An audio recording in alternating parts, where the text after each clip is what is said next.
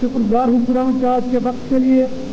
बहुत कुछ कहा गया है, मैं सिर्फ ये कहूँगा कि मैंने बहुत साल पहले एक बात पढ़ी थी कि वज़नी और भारी फल हमेशा ज़मीन पर लेटी हुई बेलों को लगते हैं, खड़े दरख्तों पर नहीं। और इज्जत अफजाई हमेशा हलीम लोगों को खुदा की तरफ से होती है। मैं शुक्रगुजार हूँ खुदा का सालिक साहब के इस मनसब के लिए। मैं सिर्फ दो बातें करना चाहता हूँ 1.5 मिनट की वक्त में। जनाब सालिक साहब, ये दो बातें मैं तहरीरी तौर पर नहीं दे रहा हूँ, लेकिन नोट करें, ये हम सब मुस्लिमों की आवाज़ है। मैं जनरल ज़ियाउल हक के वक्त से इस बात पर डटा हुआ हूँ और मैं 3 दफ़ा उस आदमी से भी मुलाकात कर चुका।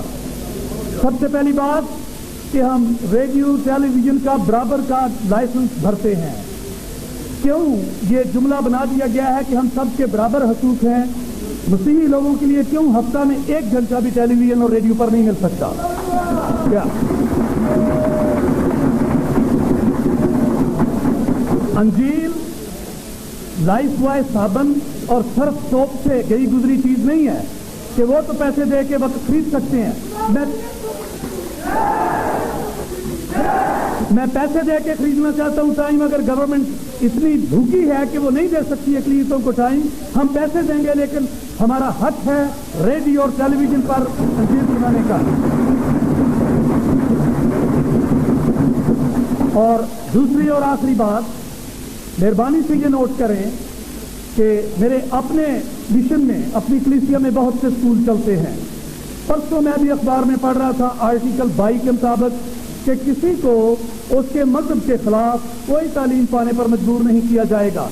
मैं पहली जमात से MA तक आज देखता हूँ कि क्यों बाइबल को बाकायदा तौर पर सब्जेक्ट तस्लीम नहीं किया जाता जहाँ क्रिश्चन पढ़ रहे हैं। मैं इस्लामियत के खिलाफ नहीं हूँ, उसमें खुदा के कलाम की बातें हैं, लेकिन जहाँ मसीही पढ़ते हैं उनको क्यों नहीं तस्लीम किया जाता और बाइबल को बाकायदा कोर्स का हिस्सा समझा जाए। और एक बात कि मेरे स्कूलों में ये कानून मुझे पहुंचाया गया है कि जहाँ 20 या 25 गैर मसीही स्टूडेंट हैं वहाँ मुझे कम से कम 1 इस्लामियत का टीचर रखना चाहिए। क्यों गवर्नमेंट स्कूलों में जहाँ 20 से ज़्यादा क्रिश्चियन बच्चे हैं बाइबल टीचर नहीं दिया जाता गवर्नमेंट की तरफ से? ये क्योंकि ये हमारी आइंदा आने वाली नस्ल की बात है। ये गलती किसकी थी? भुट्टो साहब की थी या मौलवी साहबान की थी जिन्होंने ये करवाया था या उसने किया था? मैं इस बहस में नहीं पढ़ना पाता, लेकिन हमारे अदारे छीनने के बाद ज़ियाउल हक साहब ने जो कुछ उस पर कंफर्म किया, ये सबसे मजबूत हमला था मसीही ईमान पर। मेहरबानी करके कोर्सेज को रिव्यू किया जाए, मसीही बच्चों के लिए गवर्नमेंट स्कूलों में भी बाइबल की तालीम का इंतजाम किया जाए, बिल्कुल जिस तरह मिशन स्कूलों में गैर मसीही बच्चों के लिए कुरान मजीद की तालीम का इंतजाम है। और पहली बात जो मैंने अर्ज की है कि रेडियो और टेलीविज़न ये कौमी इदारा है, ये किसी मजहब का इदारा नहीं है।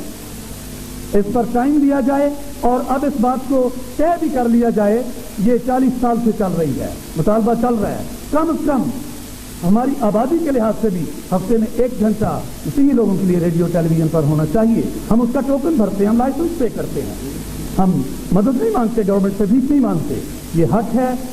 बाकी मेरी दुआ है कि खुदा आज के इकट्ठ की तरह हम सबको बरकत दे और हम सब खुदा की खुशनुदी और इंसानों की भलाई के लिए काम करते रहें।